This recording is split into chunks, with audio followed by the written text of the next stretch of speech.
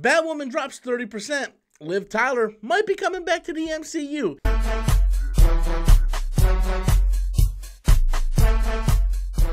Hey everybody, welcome back to the channel once again. I am Robert Storms. As always, if you find me for the very first time, be sure to hit that like and subscribe button. Doing things a little different today. Gonna try to do multiple topics. If you guys like how I do this, be sure to leave that in the comment box. Hit that thumbs up button. So first up on the docket, we're gonna talk about Batwoman dropping 30% from week 1 to week 2.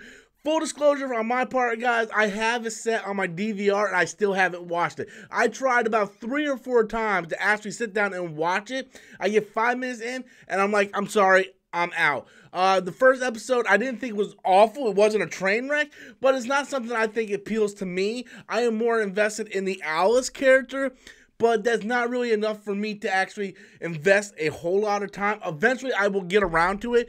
Just right now, I haven't had the time. A lot of working, doing stuff. Haven't had time to sit down and watch Batwoman. To be honest with you, is not on my top priority of to-do list.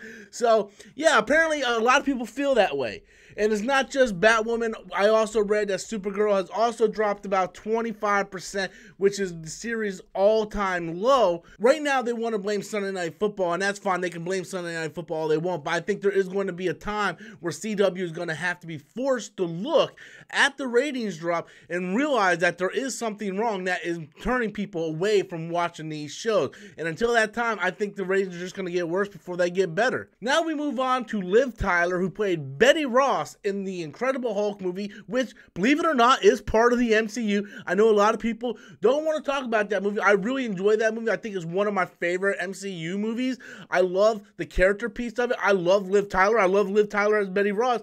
And to see her being rumored to come back to be in She-Hulk, I think is a good thing. It also helps connect the Incredible Hulk into the MCU because we really haven't had that connective tissue that we all really wanted. We know that Mark Ruffalo replaced Ed Norton.